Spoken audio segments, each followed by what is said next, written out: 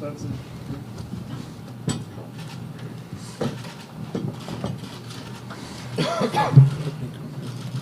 Good morning and welcome to today's College Football Playoff National Champions News Conference. We are joined today by University of Georgia head coach Kirby Smart, offensive player of the game Stetson Bennett, and defensive player of the game Cine. We will begin today's news conference with opening remarks from Coach Smart, and then we will open it up for questions. When you're ready. I'd first like to thank our fan base. I think I start every post game with that, but they were just incredible. They came out and represented the university really well. I thought they impacted the game, helped us pass rush with the crowd noise.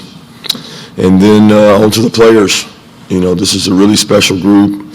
Didn't really start sinking in for me personally until last night, seeing the families of the young men who we spent so much time in their homes. Seeing Devontae Wyatt, a kid from Towers in Atlanta, that has come so far and meant so much to this place. And just seeing all those kids, it really hit home and got pretty emotional for me. Watching those guys celebrate with their families, which is what it's really all about. And then these two guys, pretty special too. So we're honored to be here. Very appreciative of the CFP. The city of Indianapolis has done an incredible job. I had a brief pit stop in Indy where I stayed about 3 or 4 months and got cut, and I don't remember much about the place, but and didn't get to see much of it for the last 3 or 4 days other than it's cold. But they've been a great host city. They've done a tremendous job of taking care of our team and a first-class event. Thank you, Coach. We'll open it up for questions. Again, as a reminder, give us your name and affiliation. We're going to start right up here in the middle on our right. Johnny Conn at ABC 3340 in Birmingham. Coach, could you just speak to what this win means, not just for your team, not just for the University of Georgia, but people just from the state of Georgia that might have no affiliation to the school but have been lifelong Dog fans, and after 40-plus long years, what this means to them on an individual basis? Yeah, I hope they don't have to wait that long again. I'll be honest with you, that's a long time. I know it's a young child moving from Alabama at the age of 7 or 6. I didn't know much about Georgia. I grew up early years in Alabama, and the years that I got to come to Georgia, those were the first memories, you know, the 80 really 1-2 teams that didn't win it, but were really special. I think, you know, some of the years we've had now, these in-state kids, the people of Georgia, embrace and love football. I mean, let's be honest. The reason the Southeastern Conference is what it is because the states that encompass the Southeastern Conference love football. And most people love their home school. That's not to say that I haven't seen a lot of Alabama tags in our state in recent years, but you love your school and you love your state. And I think we gave them a lot to be proud of.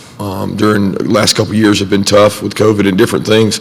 I thought that our team embodied resiliency, fight, toughness, overcoming a tough loss. There were a lot of battle cries throughout the year that our guys really kind of personified for the state and for the people of the state, and that, what the Braves did, it made it a special year. We're going to come over here in the middle to our left and take our next question. Anthony Dasher from UGA Sports. This is a question for all three of you guys. I know there's like you just mentioned, Coach, there's a ton of reasons for being proud and excited about winning a national championship. But for each of you, what would be your biggest reason? Lewis, let's start with you first. Well, I'd say it's for the guys that, you know, that we grind with. It was a whole long season, starting with January throughout, and then you got the spring and summer workouts. Those times were not easy at all. So, you know, coaches, the strength coaches, they threw a whole lot at us. We adjusted, we got stronger, we bonded together as a unit. It's mostly for the guys in the room that we fought with, you know, that made this happen. Stetson? Yeah, I mean, I'll follow up with what Lou said. You know, we all feel the weight of the state of Georgia on our shoulders, but when you look back in February, you know, January, March, April, May, when, you know, people are focusing on basketball or baseball, and we're running in the stadium at 6 a.m. And it sucks, and you're kind of like, why do we do this? And the reason is for when I fumble on the 10-yard line and we give up a touchdown, then we go back and we score 2 straight drives. That's the reason, the toughness, the resiliency, the connection, all that stuff, you kind of wonder why, but there's a method to the madness that, Coach Smart and all the coaches, Coach Sinclair and everybody who's spent years and years and years and, this industry and that stuff, they know how to mold young men. And, what me and Lou and everybody else, all the players in this program have went through in the past since Cincinnati has got us to this point. And, you always wonder, why are we doing this? And this is why. Coach? Yeah, just not to be redundant with these guys, because I think it's all about the players in the room. And I said that last night. Somebody said, just remember what you're fighting for. You're not fighting for 41 years of history. You're fighting for the man in the room. And that keeps things in perspective. But I will say this, a part of me now being able to look back at least 12, 16, however many hours since before kickoff, there's a lot of people that have been through Georgia and been through those years. And from Coach Dooley, seeing him after the game, is very emotional for me to see him. And then, Coach Goff, who signed me, Coach Donnan, who coached me, Coach Rick, who I worked for, and I have tremendous amount of respect for, and he got so close so many times. There's a lot of people that it means a lot to, and I for one, am happy for them. But so many of them are also happy for me. Take our next question right here on the aisle. Yeah, this is for all three of you. Obviously, it doesn't get any more special than winning a national championship, but how significant was it for you guys that it came against Alabama, and I guess more specifically for Kirby here, against Nick Saban? What was sort of said between the two of you guys last night? Stetson, let's start with you. Well, I can't speak for Coach Smart, but it does feel good. Just strictly for this season. We'll disregard the 0-3 before this season when I was there. But the fact that we were undefeated going into the SEC championship game, favored, and then they whipped us. They beat us straight up. And, we had to look in the mirror. We had to wonder why. We had to fix stuff. And then we did. And then we got to see them again, And, there was still stuff that we struggled with. But, at the end of the day, it was a team win, and we won the game. At the end of the day, it's the national championship. Does it matter who it's against? No, not to me, not really. Lewis? Of course, we're well aware it was Bama. Bama's a world-class caliber team, and I can't really talk for Coach Smart with him and Nick Saban, but we knew that Bama's always been at the top, and to beat the team at the top is really something surreal. It's something that goes down in history and something that I remember forever. And Coach?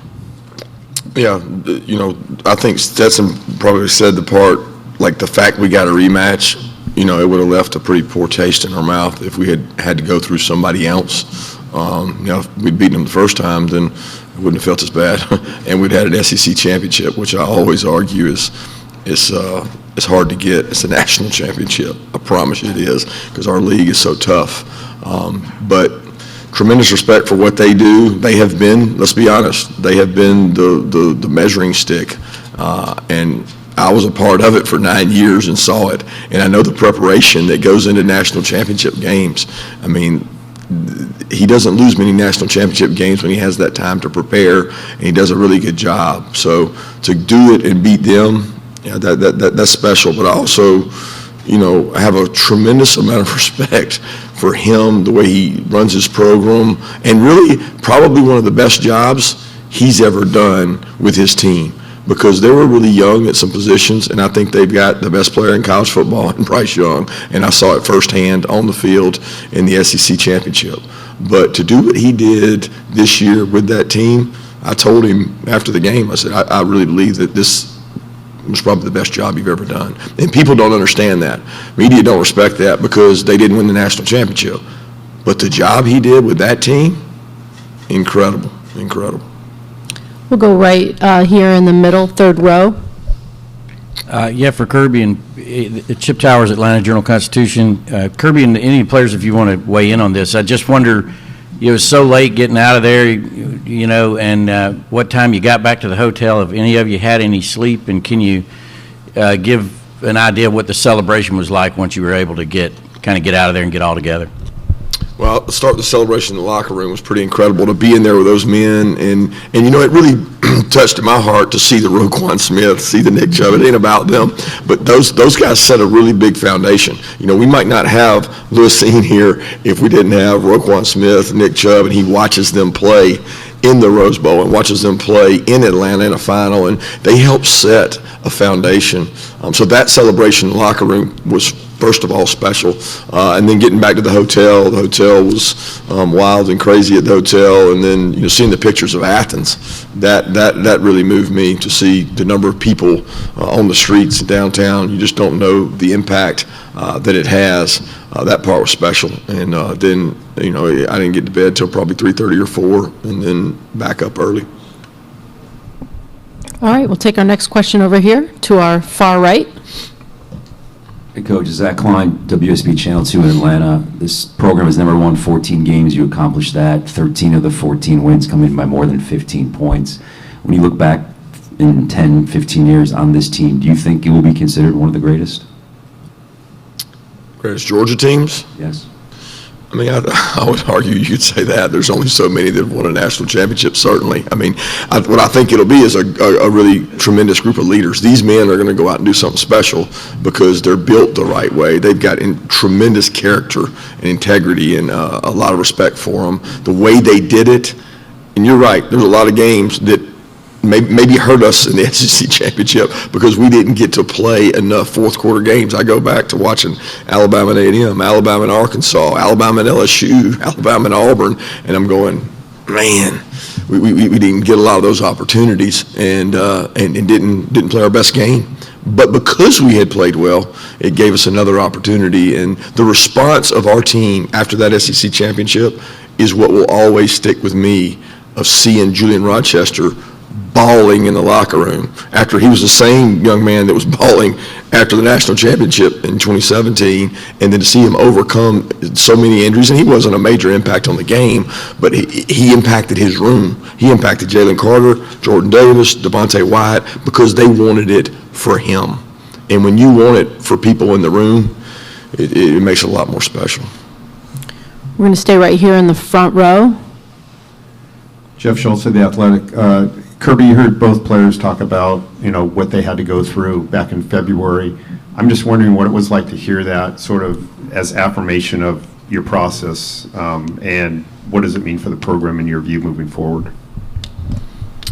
Well, first question, I think one of our mentors, advisors came and gave a little, I know these guys could probably tell you, it was a very moving speech the day before the game when we have our team meeting to kind of get mentally ready. And, man, I'm not a very good history buff, but can you help me here, Stetson? I think it was Cortez the Conqueror. He used a history lesson, and he talked about the training of his army to go conquer, I guess it was Mexico. Is that right? You're supposed to be smarter than me now. You guys. Aztec Empire. So he trained these men, and he went through all this training, and he told the story, and everybody's probably heard it, but he turned to his men, and he had to unite them. He had to unite them before they went into battle when they were up against a larger army and wanted to take over this country. And he said, hey, we're here, we've sailed over here, we came on our boats, we're burning the boats. And everybody's heard the burn the boats speech. And when they burned those boats, those guys were like, wait, there's no going back. And he gave that speech that we were going to burn the boats and go do what we had to do to win this game. And I thought it was very moving because he related it to you belong here. Lewis, you belong here. Where all have you been? Well, look what you've done. Look where you are, Stetson, and what you've done. He went through a lot of players. Zamir White, a guy they gave zero chance to live past 6 months. Zero chance to live past 6 months. He's playing in a national championship game. James Cook, lost, his father and didn't get to play in a bowl game last year. Devontae Wyatt, the road he's taken him. He went through every guy, but he did a tremendous job messaging to the players that you belong here, and he validated it by saying they had 169 workouts, 110 runs. He went through how many practices we had. He went through every step, and the players were sitting there going, ooh. And there was one workout in particular in the summer where Coach Sinclair took them at, 6 a.m.? And did a really hard lift. Coaches weren't there. Really hard lift. And they also ran to the stadium, and they had to run 15 stadiums. And they played video of that workout all week while we were in Athens. And I thought it was very touching and moving that Drew related back to that, and you're ready and you're prepared. But the validation I get from hearing those guys talk about those workouts has got to carry over to the next group, because the wind blows a lot stronger at the top, and I've seen it. I don't know that our team, our roster that's coming back, is prepared for what they're about to see, because there's a sense of entitlement. There's a sense of the disease that has always crept in at Georgia is there is a huge anointment and entitlement that can affect your program. And so now it turns for us to another attention of what we got to do to keep it going. We're going to stay right over here in front row. Front row right. Kirby, Ivan Mazel with On 3. Congratulations. You have taken, people have looked at your career and said, how come he hasn't won a national championship yet? And yet 6 years is pretty fast in the grand scheme of things if you look at history. Do you feel like this was on time? Do you feel like it took you too long? What do you think? Well, if you'd told me I was second 26 in overtime, I would have thought it took too long. I mean, there's a distinct advantage when you're in that position, and we weren't able to capitalize, and you can't do it, but I mean, you take Alabama out of it. I think we've had the best team in the country probably 2 or 3 times, but the best team in the country doesn't win the national championship every year. The team that plays the best does. One of our most talented teams outside of this one was probably the one that lost in the SEC championship. So there's a frustration that you deal with and say, man, did we get the most out of them? But I also know how hard it is to have the breaks and get the breaks and be able to win one of those. And it takes some really good breaks, and we got them this year, and I'm certainly happy. I don't know that there is an on time or an on schedule, because I really would not have defined my career by whether I won a national championship. Every one of you would have, but I would not have, because I would have been happy with my wife, my 3 kids, my parents, and I would have been pumped about all the kids that I got to coach. So I wasn't going to define my career by that, but I know everybody else would. We're going to go over here on the aisle, 4th row back. This is Lance McCurley from Lakewood County News. This is for Stetson and Lewis. Obviously, congratulations, and you guys are going to enjoy this kind of in the moment, but there's kind of the looming question of, the status you guys coming back or leaving for the NFL or, whatever. What is the time schedule on that decision, and, how much of an impact do you think that last night will wager on your decision?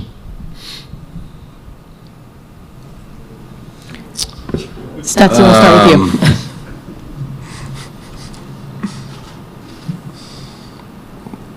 you. We'll wait a second on that one for me. Oh, well, for me, I'm just soaking this in for the moment and enjoying the time with everyone, because I know some of the older guys won't be back. And last night's game, I gave it my all for them, because I knew it would be their last. But for now, I'm just enjoying the moment with my team, enjoying the moment with the coach, and just soaking all this in. I let, whatever decision may be come when the time's right. Okay. We're going to go right here to the aisle. Mike Griffith from Dog Nation. Kirby, we know you're never complacent. You've told us that the day you're complacent, you're done. But what are some of the areas, off the top of your head and for the players, how does Kirby keep you guys sharp and motivated going into a long off season?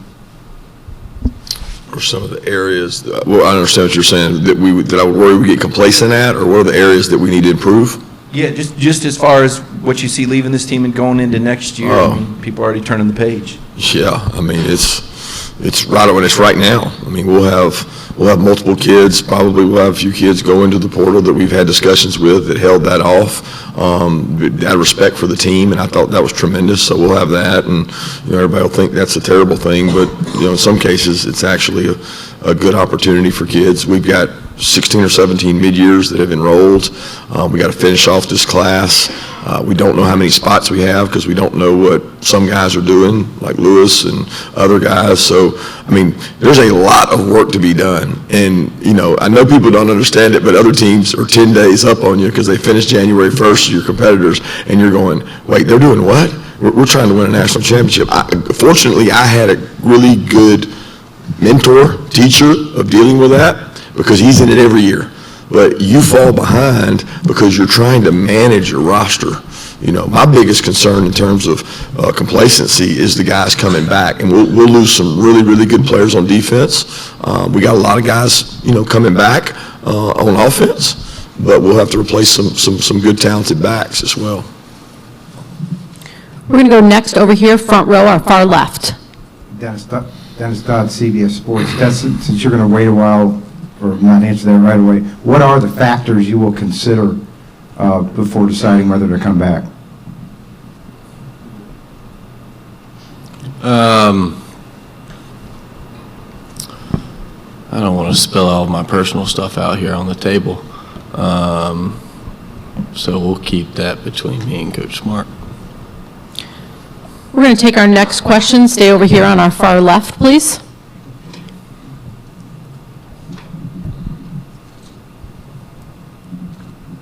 Could I ask both, Steve Hummer from the Atlanta Journal-Constitution, could I ask both players, what was the best part of last night after the game was over for you guys personally? One moment you might put away in a time capsule and freeze is the moment that spoke to you the most after the game. Lewis, let's start with you, please. I think it's probably when the confetti came out, when everyone just ran on the field knowing, the game was over. That's kind of a picture that'll be ingrained in my head forever. It's kind of dope in my opinion. And years ahead, I can just bring my kids and my family over and be like, I was on this team. I helped, and I was a part of something great.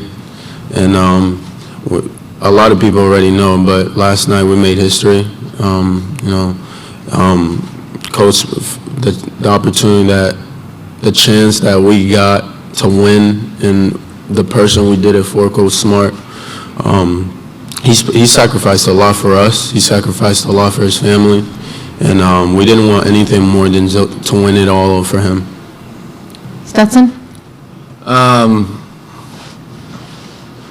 My moment was, so we go down, we score touchdown, we get the ball back, we go down, we're up by 8. They get the ball back, and I'm walking the sideline, and I'm telling everybody on the offense, everybody's pumped up. We just scored, threw a touchdown to Brock, everybody's pumped up, and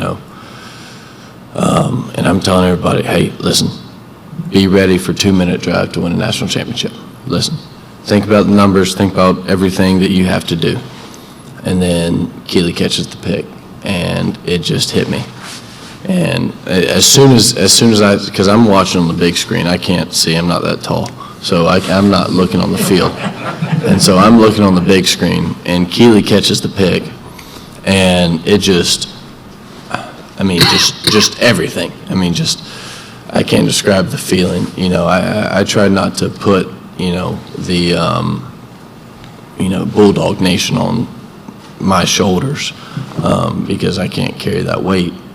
But when Keely caught that pick, and I didn't even see him score a touchdown, I just saw him catch the pick, and I was like, it just lifted off my shoulders. I just started crying. The emotion just came over me. It was probably a little bit it was a little too early because, football's crazy, but that was when it all hit me. The wave of emotion, I can't describe it. I wasn't expecting it. It caught me off guard. But that was when it set in. We're going to go right here in the middle, second row, for our next question. Lindsay Goff with WTOC in Savannah. Stetson, Pierce County's small, but it's close-knit. They had a Stetson Bennett Day, I think, on Friday. What has the support meant to you? Yeah, well, I didn't even know there was a Stetson Bennett Day because I've been, I hadn't been texting people back. I hadn't been calling people. I hadn't been talking to anybody for like 2 weeks because I had a pretty big game to prepare for. But people were telling me there was videos going around Stetson Bennett Day, and I was like, what? But I guess everybody was excited for the national championship. But I love that small town. I mean, that's home. 912, Savannah, Nolan, everybody, Quay, I mean, just everybody from there. I mean, we've got so many people from 912. I mean, it's the best area code in Georgia, I mean, by far. But, especially, I mean, Blackshear, I think there's there's probably 4 red lights. But, it's just every small town, just like Coach Smart. Everybody who grew up in South Georgia or a small town knows what it's like to grow up in a small town. Everybody knows everybody. You make a mistake, everybody knows about it. You're successful, everybody knows about it. You're good to people, everybody knows about it. And so when you're raised in a good family in a small town, like I was, then, you don't really know what the world is outside of that. But you do know once you leave there how to treat people. And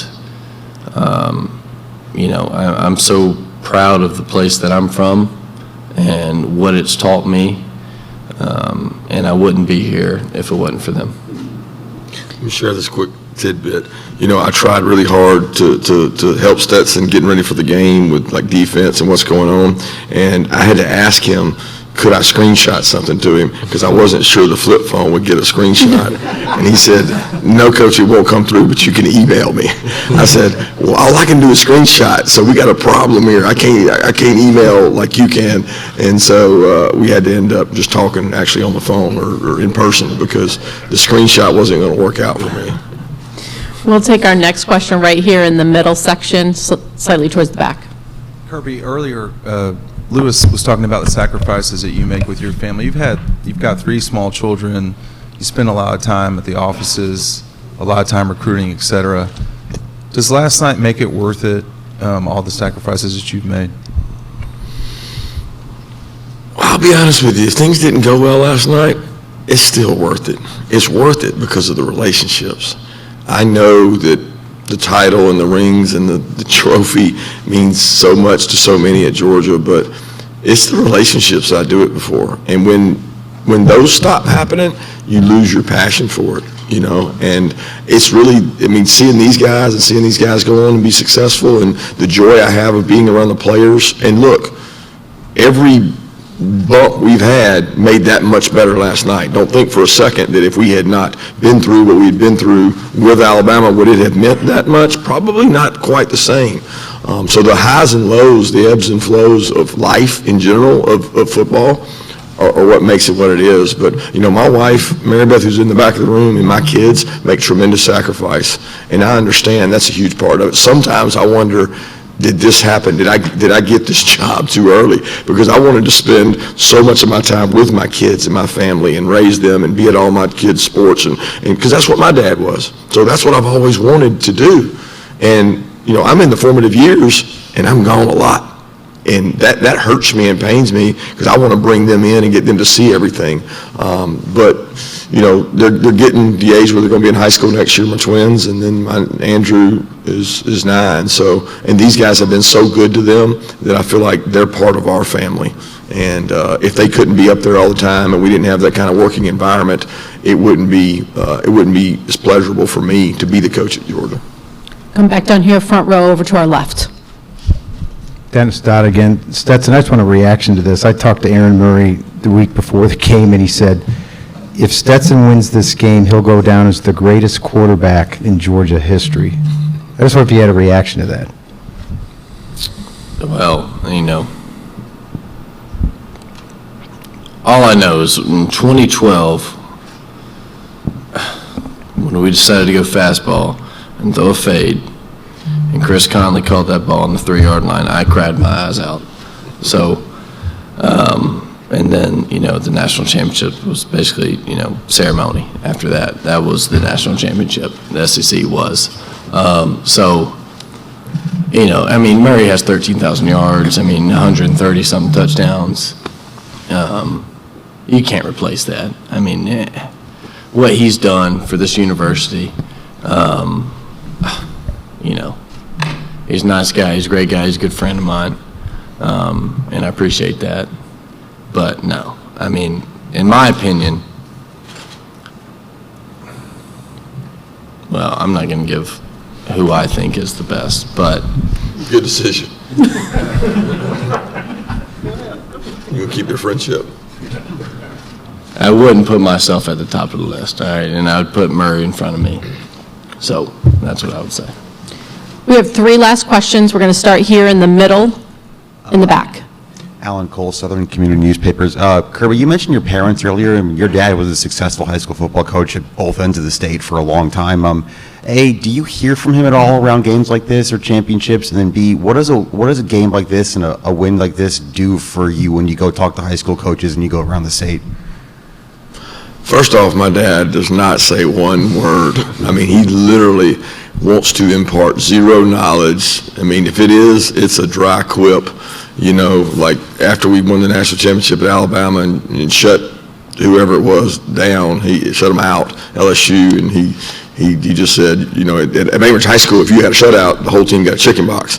So he said, well, I'm gonna give you a chicken box for this one, and it's never like the advice you'd think somebody would give you. He just does not want to impart that. The part that I appreciate about him, he wants to be on the sideline because he doesn't want to hear what all the fans have to say and everybody else and all the bickering and complaining that he had to hear all his life. He's like, I just can't listen to all that. But he does not ever say anything, doesn't try to scheme or help or do anything. So I appreciate that because I get enough of that from everybody else in the world. But his relationship with me is special because he sacrificed a lot for our family, and he worked, to me, way harder than I do.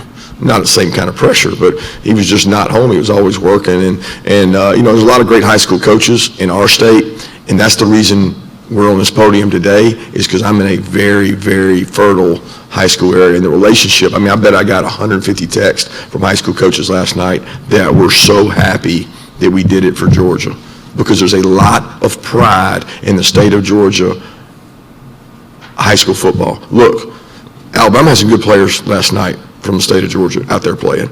We got a lot of good players from the state of Georgia. The state of Georgia is very well coached, very well run, great organization, great leaders. And as long as that stays the case, we're going to be able to feed into that and grow our program.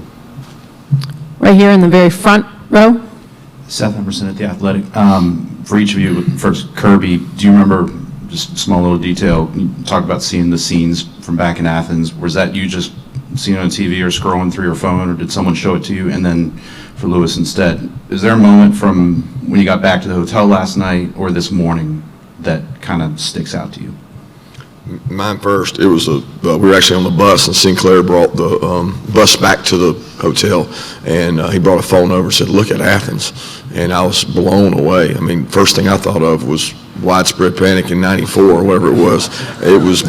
I was like, there's people on signs, there's people on poles. You can't see the street. I didn't even know where it was, but just pretty blown away. Hopefully everybody was safe. What'd you say? Any moment from last night when you all got back to the hotel or this morning that kind of sticks out? No, I was just happy to, lay in that bed. But when I woke up this morning, I felt like I got hit by a train. He had some big hits last night, major collisions. But I'd say it's definitely, it's just really seeing my family after the game, seeing the people I love, celebrating with me, hugging me, kissing me, and all that stuff. So that was one big part I remember, one big part I will cherish.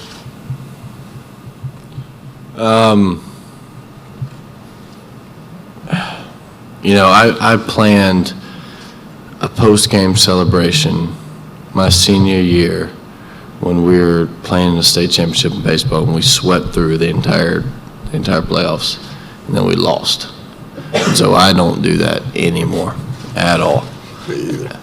At all. I had several texts throughout the week about what's going to happen, and I shut that down. I mean, it didn't matter who it was.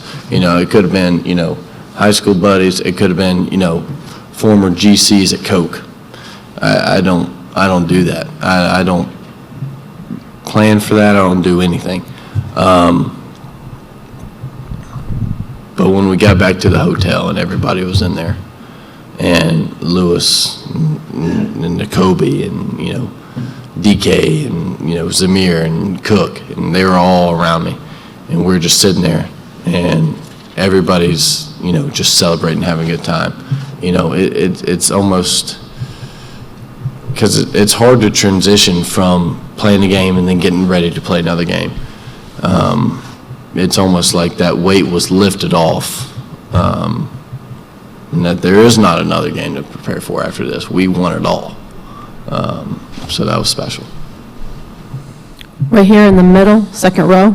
Johnny Cotton, ABC 3340 Birmingham. This is for Coach Kirby Smart. Obviously, the pain of 2nd and 26, that happened, that lives, but does winning this game last night numb some of that pain? When you see that highlight, will say, hey, we got him back a few years later?